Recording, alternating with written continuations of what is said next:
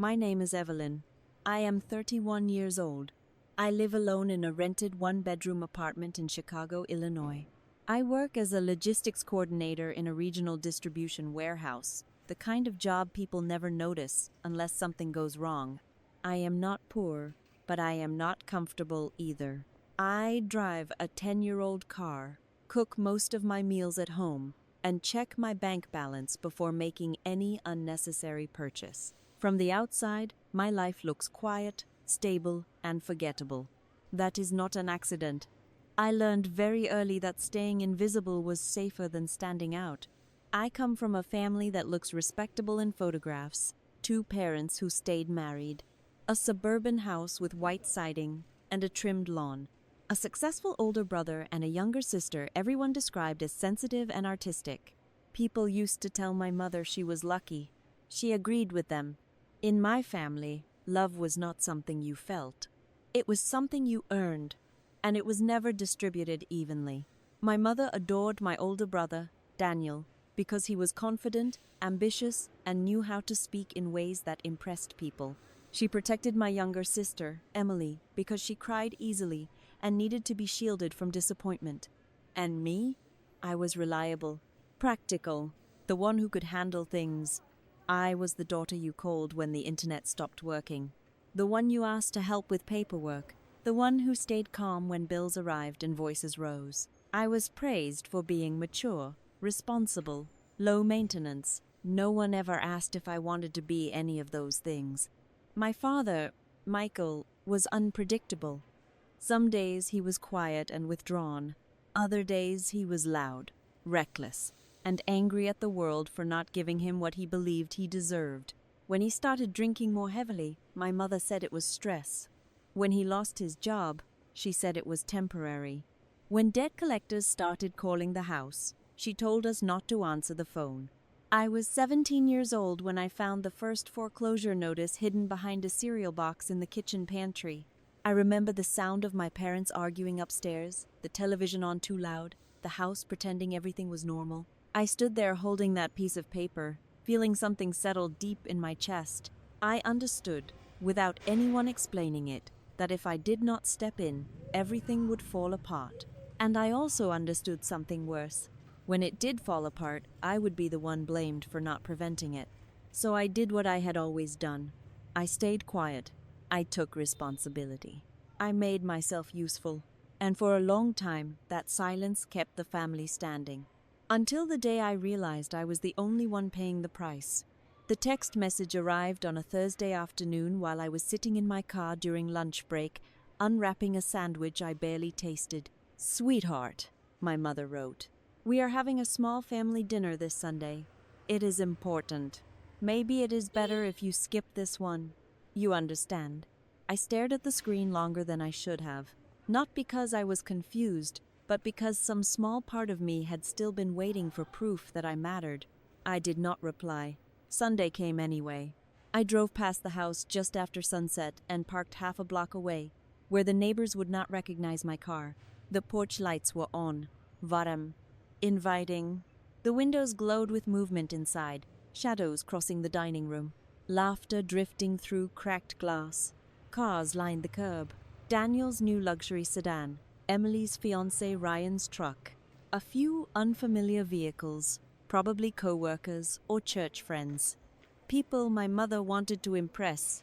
I sat there with the engine off and my hands resting on the steering wheel, feeling like an outsider watching a life I had helped build but was no longer allowed to enter. That house had been refinanced under my name 3 years earlier. Quietly. Legally. No one knew. No one asked. I opened my banking app out of habit. Mortgage payment cleared that morning. Insurance. Utilities. Property taxes scheduled for the following week. Automatic. Efficient. Invisible. I wondered, not for the first time, how long it would take them to notice if I stopped. Inside the house, my family was celebrating stability funded by my silence. And something inside me finally went still. I did not go inside. Instead, I drove to a 24-hour coffee shop on the edge of town, the kind that smelled like burnt beans and exhaustion. I ordered a black coffee and sat in a corner booth with my laptop open, the screen glowing against the dark. I pulled up everything, every bank statement, every loan document, emails from creditors thanking me for timely payments, messages from attorneys addressed to me, not my father, spreadsheets I had built over years, tracking balances, interest, deadlines. I scrolled slowly, not with anger, with clarity. I had not been helping my family through a rough period. I had been holding up an illusion they benefited from and denied. The next morning, I went to work like nothing had changed. I coordinated shipments, answered emails, fixed a scheduling issue that would have delayed an entire truckload if I had not caught it. My supervisor thanked me in passing. A coworker asked about weekend plans. I smiled. I nodded. I said nothing. During lunch, I sat in my car again and made a phone call. I need to remove myself as guarantor from a mortgage, I said calmly. The woman on the line paused. Ma'am, that will trigger a full financial review. The primary borrower will need to requalify on their own. I understand. There was another pause. Are you sure you want to proceed? Yes. That afternoon, I called the insurance company and removed my name. Then the utility provider. Then the accountant who had been emailing me for years while assuming I was just the helpful daughter. By Friday, the house had a deadline. By Saturday, the illusion had cracks. My mother called me for the first time in months. Why are there letters coming to the house? She demanded, skipping any greeting. Maybe you should read them, I said. Her tone sharpened immediately. Did you sign something? I signed nothing new. I simply stopped signing for you. Silence on the line. Then anger, fast and familiar. How dare you after everything we have done for you? I let out a quiet breath. You have done nothing for me, I said. You have accepted everything. She hung up. I expected guilt to rush in after that call. Doubt, fear, regret. Instead, that night, I slept deeply for the first time in years. No racing thoughts. No mental checklists, no waiting for the next emergency, just quiet. And somewhere beneath that quiet, the slow understanding that this was only the beginning. The consequences did not arrive like an explosion. They arrived like weather, slow, inevitable, impossible to argue with. 3 days after my call to the bank, Daniel showed up at my apartment unannounced. I opened the door and found him standing there in scrubs. His posture stiff, his jaw tight. He looked irritated more than worried, the way people do when a problem interrupts their routine. We need to talk, he said, already stepping inside. I did not invite him in. I let the door close behind him anyway. Mom is freaking out, he continued. The bank called. The accountant called. You caused a mess. I leaned against the counter and folded my arms. I did not cause anything, I said. I stepped out. You cannot just step out, Helena. That house is our parents' home. No, I said. It was a loan, I guaranteed. There is a difference. He stared at me like I had switched languages. You always do this, he snapped. You overreact. You make things difficult. Why now? Because now I am done pretending this was normal. His face hardened. You are being selfish. I nodded. Yes. That answer caught him off guard. He had expected excuses. Apologies. Explanations. You know, I cannot refinance a loan, he said. My student loans. My schedule. Do you have any idea what this could do to my career? I looked at him for a long moment. For years, I had swallowed sentences just like that. For years, I had adjusted my life around his ambitions. This time, I said nothing. He left angry. Not scared yet. Still convinced I would fold. 2 days later, Emily tried a different approach. Her messages came in waves, long texts filled with memories, childhood photos, lines about loyalty and family sticking together. She ended every message with a heart emoji, like softness could erase math. I replied once. I sent her a spreadsheet. It listed every payment I had made over 7 years. Mortgage, credit cards, legal fees, interest, late penalties, Totals highlighted at the bottom. She stopped responding after that. The third call came from my mother. She did not yell this time. "Helena," she said quietly, "you know your father is not well. Stress is dangerous for him." I closed my eyes briefly. That was her favorite tactic. Guilt wrapped in concern. "Then maybe you should not have built your life on something you could not afford," I replied. Her voice cracked. "We are family. Family does not mean I carry everything alone." She was silent for a long time. Then she said something that finally snapped the last thread. "We never asked you to do all of that." I felt something cold settle in my chest. "You accepted it," I said. "Every month, every year, without asking why." She began to cry. I did not comfort her. A week later, she came to my workplace. She stood in the warehouse, surrounded by steel shelves and forklifts, wearing a wool coat that did not belong in that space. People stared. My supervisor hovered nearby, confused. "You embarrassed me," she hissed. "Do you know what people are saying?" "Probably that the truth is inconvenient," I said evenly. "You think you are better than us now?" "No, I think I am finished being used." She grabbed my arm. "You are destroying this family." I gently pulled away. "I am not destroying anything. I am letting it stand on its own." She left without another word. 2 weeks later, the house was officially under review. The past resurfaced quickly. My father's old debts, missed payments, lies buried under years of my money. The bank did not care about intention, only numbers. Daniel called again. This time, his voice was tight. "Can you help just this once?" he asked. "No," Emily emailed. Short, polite, scared. I did not respond. That night, I blocked every number. And for the first time, I let the silence work in my favor. The aftermath was quieter than I expected. No screaming, no dramatic confrontations, no final showdown where everyone said the things they should have said years ago. Just absence. Silence spreading into the spaces I used to occupy.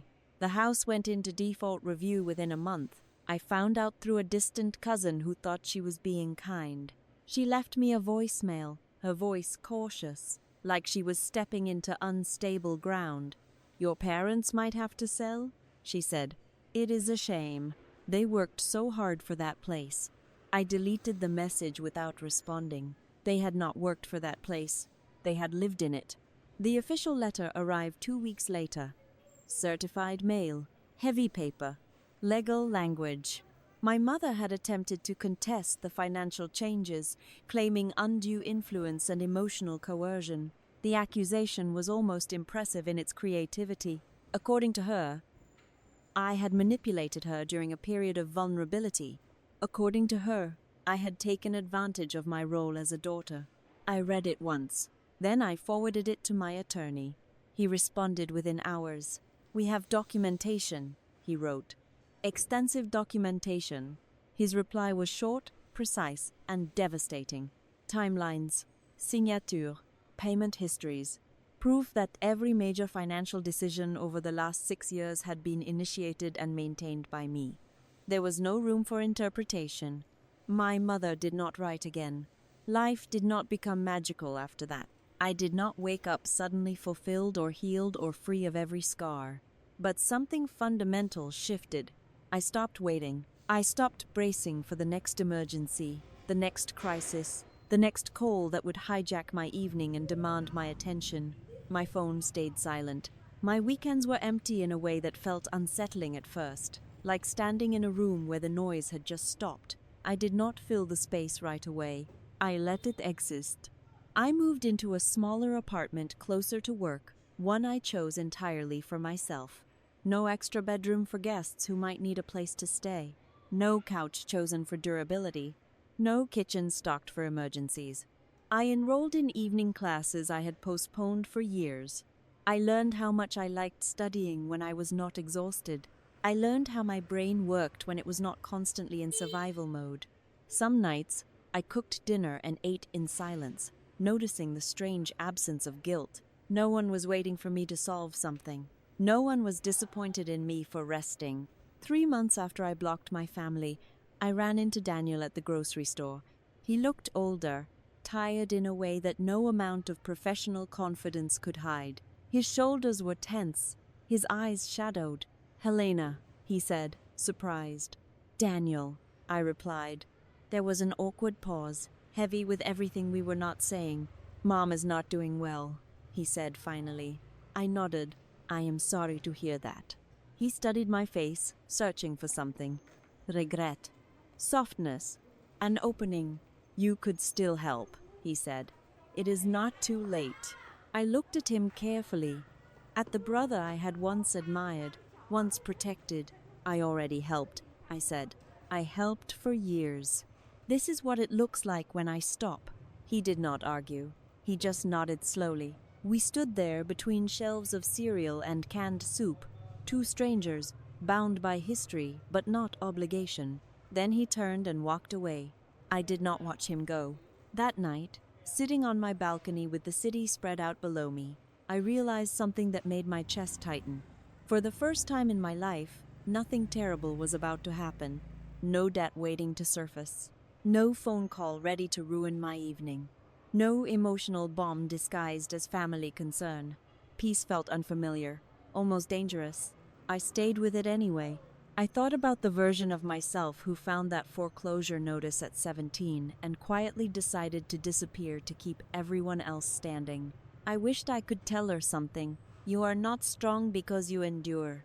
You are strong because you leave." I did not win anything by walking away, but I finally stopped losing myself, and that was enough. People like to believe that family love is unconditional. They say blood is thicker than water, that parents always mean well, that if you endure long enough, things will eventually balance out. That sacrifice is noble. That silence keeps the peace. I believed those things for most of my life. I believed that being the responsible one was a compliment, that being low maintenance made me easier to love, that if I just handled things quietly, someone would eventually notice. Someone would say, "Thank you." Someone would tell me I mattered. They never did. What I learned instead is this: some families do not survive because they are strong. They survive because one person absorbs all the damage. One person pays. One person stays quiet. One person becomes invisible so everyone else can pretend things are fine. I was that person. And when I stopped, the truth surfaced. Not because I exposed anyone. Not because I fought or screamed or demanded justice. But because I removed my weight from a structure that had never learned how to stand on its own. Walking away did not make me powerful. It made me honest. I did not get an apology. I did not get closure in the way movies like to promise. There was no moment where my mother suddenly understood, or my father admitted his failures, or my siblings thanked me for the years I carried them. That did not happen. What happened was quieter. I stopped feeling responsible for other people's choices. I stopped mistaking obligation for love. I stopped measuring my worth by how much I could endure. I learned that peace does not feel like happiness at first.